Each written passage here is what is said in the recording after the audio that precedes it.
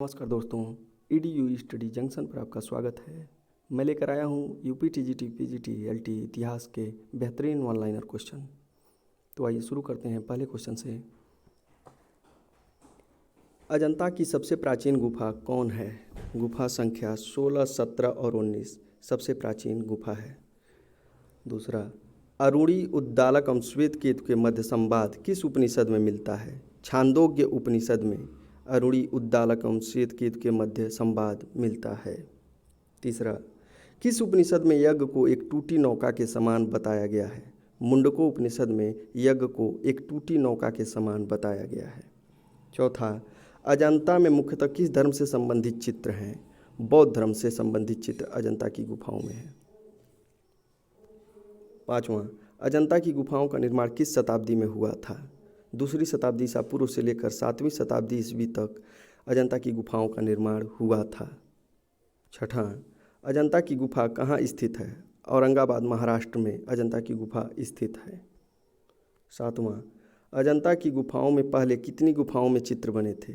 29 गुफाओं में चित्र बने थे। नेक्स्ट, आठवां, वर्तमान में अजंता की कितनी गुफाओं में चित्र अवशिष्ट हैं या बचे हैं? 7 गुफाओं में, गुफा संख्या 1, 2, 9, 10, 16, 17 और 19 में। नौवां, देवगढ़ का दशावतार मंदिर में विष्णु को किस रूप में दिखाया गया है? शेषनाग की सैया पर लेटे हुए दिखाया गया है। 10वां, अजंता तथा बाघ की गुफाएं किस काल की हैं? गुप्त काल की अजंता तथा बाघ की गुफाएं हैं। अजंता की गुफा संख्या 16, 17, 19 किस काल की हैं? गुप्त काल की अजंता की गुफा संख्या 16, 17 और 19 है। 12वां, नचिकेता द्वारा यम को ब्रह्म विद्या का उपदेश दिए जाने का उल्लेख किस उपनिषद में हुआ है? कठोर उपनिषद में नचिकेता द्वारा यम को ब्रह्म विद्या का उपदेश दिए जाने का उल्लेख हुआ है। 13वां, निष्काम कर्म का प्रतिपादन सर्वप्रथम किस उपनिषद में हुआ है? ईशोपनिषद में सर्वप्रथम निष्काम कर्म का प्रतिपादन हुआ है। नेक्स्ट, बुद्ध का विवाह कितने वर्ष की अवस्था में हुआ था? 16 वर्ष की अवस्था में बुद्ध का विवाह हुआ था। 15वां, गौतम बुद्ध ने सर्वप्रथम किन 2 शूद्रों को अपना अनुयायी बनाया? तपस्वी एवं कल्लिक को गौतम बुद्ध ने सर्वप्रथम अपना अनुयायी बनाया। 16वां, बुद्ध ने अपने सर्वाधिक उपदेश कहाँ दिए? श्रावस्ती में। 17वां, बुद्ध के प्रसिद्ध अनुयायी शासक कौन थे? बिंबिसार, प्रसेनजीत तथा उदयन। 18वां, बुद्ध ने अपना अंतिम उपदेश किसको दिया? सुभद्र को। 19वां, प्रथम बौद्ध संगति में किन 2 पिटकों का संकलन हुआ? विनय पिटक तथा सूत पिटक का प्रथम बौद्ध संगति में संकलन हुआ। नेक्स्ट, दूसरी बौद्ध संगति में अनुशासन को लेकर बौद्ध धर्म कितने भागों में बट गया? 2 भागों, स्थविर तथा महासंघिक में। नेक्स्ट, 21वां, अभिधम्म पिटक का संकलन किस संगति में हुआ? तीसरी बौद्ध संगति में अभिधम्म पिटक का संकलन हुआ। 22वां, किस बौद्ध संगति में बौद्ध धर्म हीनयान तथा महायान संप्रदायों में बट गया? चतुर्थ बौद्ध संगति में बौद्ध धर्म हीनयान तथा महायान संप्रदायों में बट गया।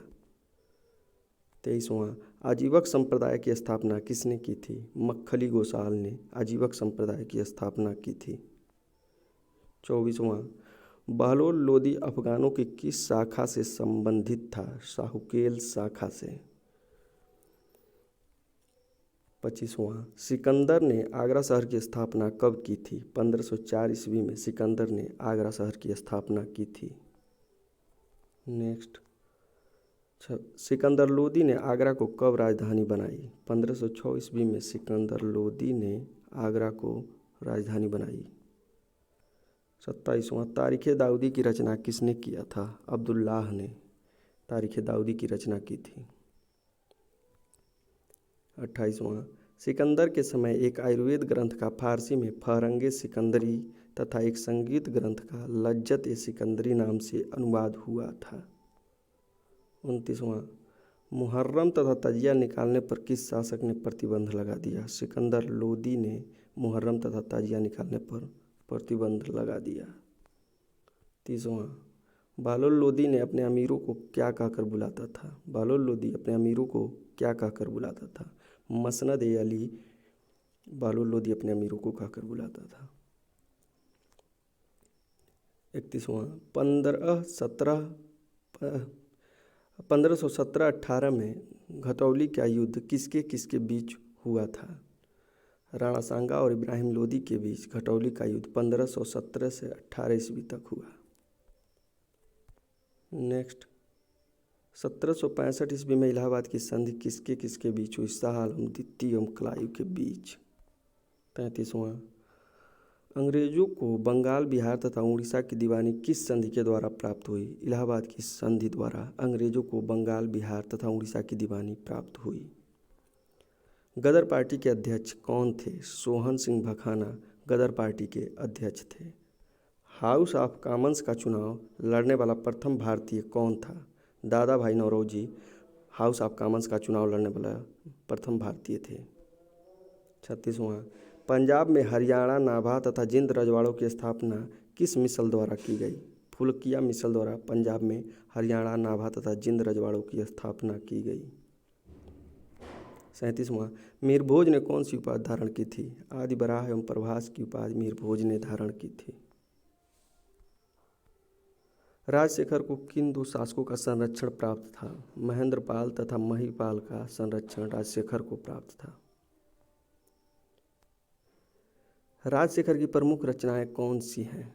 कर्पूर मंजरी, बाल रामायण, बाल महाभारत, काव्य मीमांसा, विद्वशाल भंजिका राजशेखर की प्रमुख रचनाएं हैं। बगदाद यात्री अल मसूदी गुजरात किसके शासनकाल में आया था? महिपाल के समय बगदाद यात्री अल मसूदी गुजरात आया था। प्रतिहार वंश का अंतिम राजा कौन था? यशपाल प्रतिहार वंश का अंतिम राजा था। गोविंद चंद गढ़वाल को उसके लेखों में क्या कहा गया है? विविध विद्या विचार वाचस्पति गोविंद चंद को कहा गया है। गोविंद चंद्र के मंत्री लक्ष्मीधर ने किस ग्रंथ की रचना की थी? कृत्य कल्पतरु नामक ग्रंथ की रचना लक्ष्मीधर ने की थी। जयचंद्र ने संस्कृत के किस कवि को संरक्षण प्रदान किया था? श्री हर्ष को। नानकशाही सिक्के किसने जारी किए? रणजीत सिंह ने नानकशाही सिक्के जारी किए। रणजीत सिंह ने लाहौर में तोप निर्माण खाना स्थापित किया तथा मुस्लिम तोपची रखे। 1809 ईस्वी में अमृतसर की संधि किसके किसके मध्य हुई? अंग्रेजों एवं रणजीत सिंह के मध्य। महाराजा दिलीप सिंह की संरक्षिका कौन बनी? राजमाता जिंदन। प्रथम आंग्ल सिख युद्ध कब हुआ था? 1845 से 46 ईस्वी तक। 50वां प्रथम आंग्ल सिख युद्ध के समय गवर्नर कौन था? हार्डिंग प्रथम आंग्ल सिख युद्ध के समय गवर्नर था।